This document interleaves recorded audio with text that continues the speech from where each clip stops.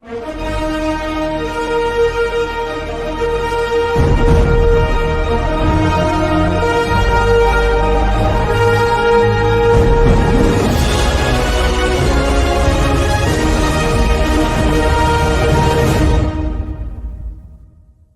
you so much for having me. You're very easy to talk to. You know, you're a strong man of your faith, and that's what makes it so easy. We connected like that in the beginning.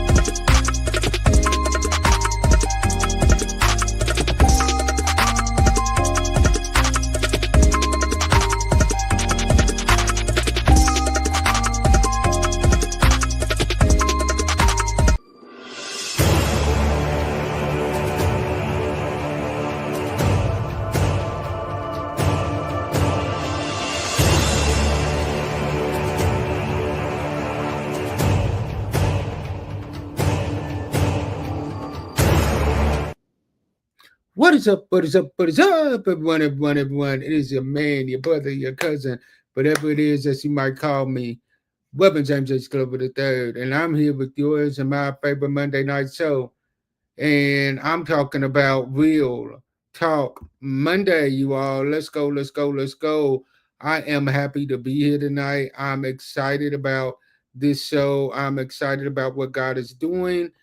We were supposed to have a guest on with us tonight, but not sure what's going on, but we are definitely praying for them. But y'all know me. We definitely still want to give you all a dynamic show on tonight. So I want you all to check in. I want you all to let me know where you're listening from. Let me know, let me know, let me know. And we're gonna start this conversation on tonight. Let me know, let me know, let me know where y'all listening from. I want y'all to check in with me. I want y'all to like. I want y'all to share, and I want y'all to tag and tell everybody that we online. How was everybody's weekend on this weekend? So tonight, as I'm waiting on y'all to come in, we're going to talk about 50-50 in relationships. 50-50 in relationships. Do y'all believe in it? Y'all let me know in the comments how y'all feel. Y'all let me know in the comments how y'all feel. And if you want to come on with us tonight, I'm going to give y'all that opportunity.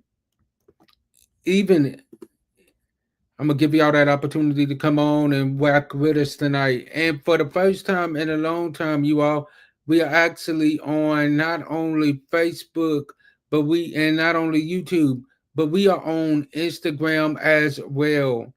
We are on everywhere that you can find us at. We are on Instagram, we are on Facebook, we are on YouTube, and we are excited about what God is doing in our lives.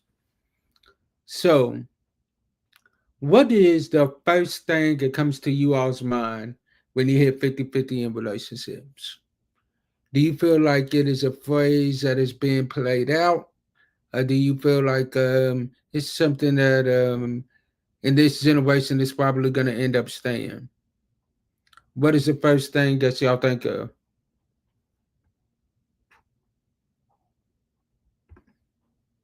I like it's no 50-50 in relationships. The man is the provider. I agree. But nowadays, it seems like a lot of people are not walking with that same mentality because of the simple fact of it seems like nowadays that the women are making just as much money as the men are making.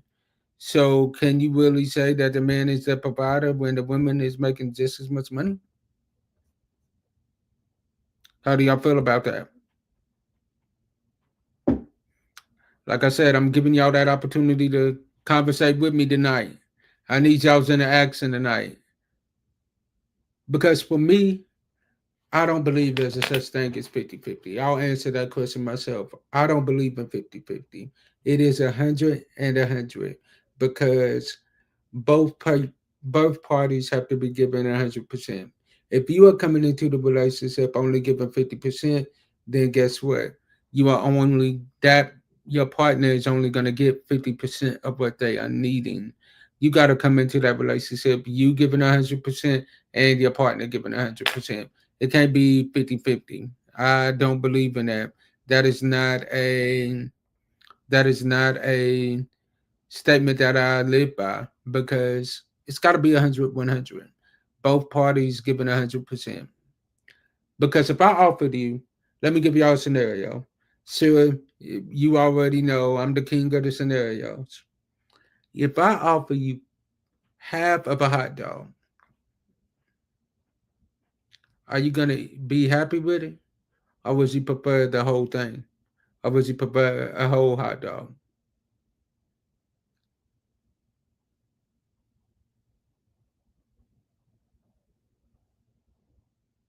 What is up, Nikki? Breaking the silence is in the building. What is up? What is up? So that question goes for all of y'all. We're talking about 50-50 in relationships, and one person has already said no 50-50 relationships. The man is the provider. What is up, Sir Renee? Hey, hey, hey. Like I said, we are talking about. All right, thank you, sis. Thank you. Like I said, we are talking about 50-50 in relationships. And this person, Miss Herring, has already said no 50-50 in relationships. The man is a provider. So, my question to combat that, I do not believe in 50-50 in relationships as well. I believe that both parties have to come through giving 100%. So, my question to you all is, if I offered you half of a hot dog, would you be happy with that, or would you prefer the whole thing? It's 100-100. I agree. I agree. I agree. I agree. Both party has to be given 100%. And what we also have to get to the point of realizing is that when you are in a relationship, at the moment where every day is not going to be a perfect day for you and your partner. There are going to be days where your partner is struggling with something that you are not struggling with. And I like it. Nikki said, I'll be happy either way. Breaking the silence said, I'll be happy either way. I feel you. I feel you. But I definitely agree that it has to be 100-100, because there's going to be times where in the relationship where your partner is not always going to have it all the way together. So you have to be that one that is willing to pick it up and pick up where they are weak at on that day. And to also to answer to kind of segue to this question, you said that the man is the provider. Okay, here's my question to you on that. If the man is a provider, which I definitely agree with that, because that is the way that God set it up to be, but let's say the man gets sick at that moment and he is unable to provide for the family the way that he used to, is a man still the provider at that point? Is he less of a man because he's not providing at that point? That's my question. Because in this day and time, I really believe that we have made it to the point to where that men feel like, if I'm not coming to the table with this much money, I'm not really a provider. It's not always about the money. I agree with this 1000%. No, it becomes her job as the helpmate to step up. I agree. I agree. I agree. That's why both parties have to be willing to do the work. Because when you look at the marriage vows, and when you look at it, it says, for better or worse, through sickness and health, through death do us part. Ooh, I like this. What is the definition of a provider? Dang, that's a good question. Now I can give y'all Webster's definition. And as I'm looking up Webster's definition, I want you all to give me you all's definition of what a provider is. because that's a good question. I believe it changes for every person. It depends on what you are needing at that moment. Now, Webster defines a provider is a person or a company that supplies goods or services. That's what Webster to provide so says that a provider is. It says it's a person or company that supplies goods or services. Now, what is y'all's definition of a provider?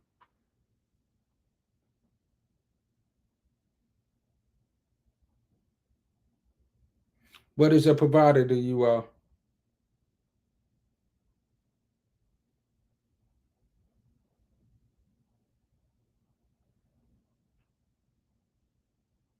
Because to me, a provider is somebody that is going out of their way to make sure that their family is taken care of,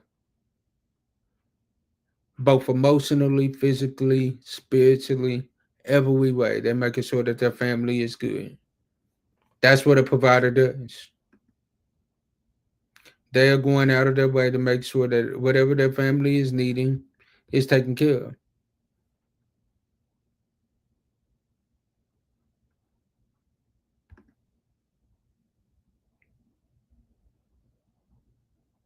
Mm, mm. Nikki, you asking some good questions. And once again, I believe that the qualities of a provider depends on what that person, what the opposite person is needing at that moment. So, like for me, for a woman, for me, for her to be my helpmate and to be that woman that is walking forward in my life with me, she has to be a praying woman. She has to be a woman that knows how to cover me when I'm at my weakest moments. So for me, that's how she provides for me. It isn't about the money. It isn't about the financial things. It's about, can you cover me when I'm at my weakest moments? When I poured out for so many others, and now I'm back at home and I'm on E. Can you pour back into me? I'm gonna tell y'all, my cousin slash big sis Tiffany Bethel took a photo of me a couple of weeks ago where I had just finished preaching. And in this photo, you literally see me sitting down in the chair, and I was on E because I had poured out so much. And in all honesty, that photo is a lot of us in life. We are on E because we have poured out so much, and nobody is really pouring back into us what we are needing in order to go out and accomplish what we need to accomplish. That's why God said that it's not good for man to be alone, and He created us a helpmate. So, my question to you all is, what is a provider for you all? What are the qualities of a provider for you all? Y'all let me know in the comments. What are y'all's definitions of a quality of a provider? Let me know.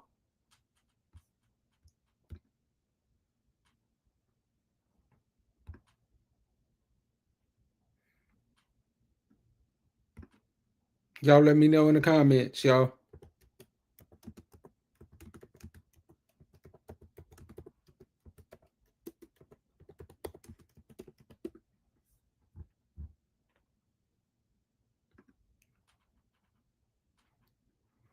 What do you all think that a provider is? Because, like I said, it changes for every individual. Everybody's answer. There is no right or wrong answer. It is what you are needing at that moment. And if we are really honest with ourselves,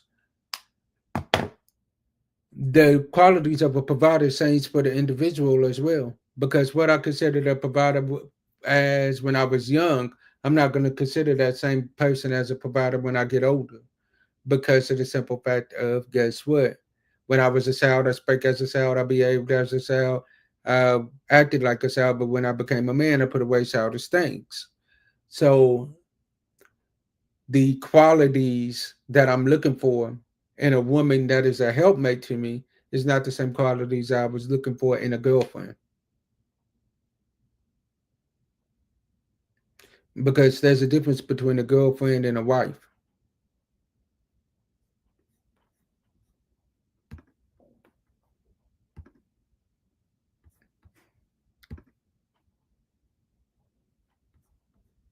And a lot of people don't want to have that conversation, but there's a big difference between a girlfriend and a wife.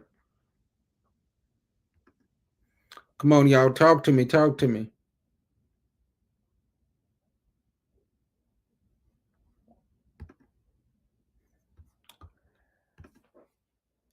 So here's my question to you all on tonight, and I want somebody to answer it. Is what you look for in a man or a woman the same? Is what you look for in a spouse now the same thing that you looked for in a spouse about 6 years ago? Or has it changed over time? And I want y'all to be honest. I'm going to ask that question again. Is what you look for in a spouse now the same thing as you look for in a spouse when you was like in your early 20s, your early teens? Is that the same thing as you look for now? Because if I'm honest with myself, what I look for now is not the same thing that I look for back in. Back then, it was a cute face and a smile. Now, I'm in love with substance. Substance matters now. So my question to you all. Ooh, let me see. I like this. It changed because as you mature, you develop in your walk with Christ, your desire changes. I like that. I like that. I like that. I like that. Somebody else. What about somebody else?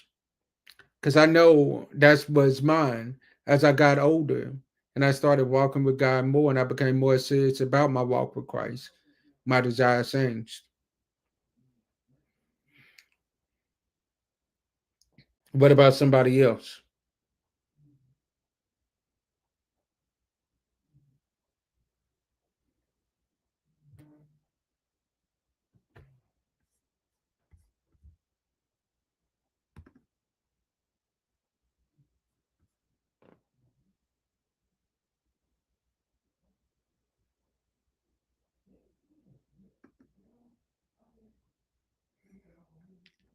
Can anybody be honest and say that,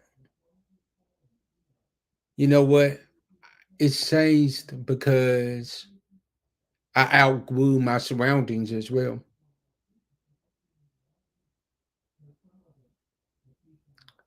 And when my view on what I look for in a spouse changed, but view on what I look for in friends changed as well.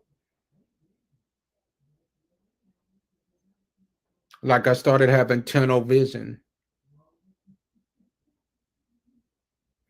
And I started looking for people that was on the same path as I was, that was wanting the same things out of life that I was wanting. They may not be perfect, but guess what? We getting there together. We getting it out the mud. We doing what we have to do to get what we need to get by any means necessary.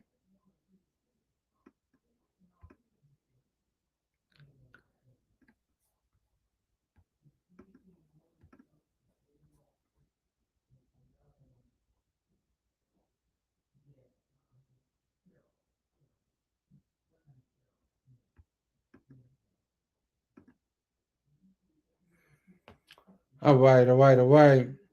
So now I appreciate you all walking with me tonight. I definitely do. I appreciate this conversation tonight. Y'all definitely want to tune in next week. We have a jam-packed powerhouse show for you all. I'm gonna be honest with you all. This show has been recorded since probably about March or April, and we was waiting on the right time to release it. We got the green light to release it, and I want you all tuning in. And it said, and the topic that we are talking about next week is, can you just be friends with the opposite sex? Y'all don't want to miss that. We have a powerful panel. We have a man and a woman on with us on next week. We have Miss Altavia, and which has been on the show countless times. She has been on so many times it's not even funny. And we are happy to have her back with us next week on this panel. And we have a man on this panel as well.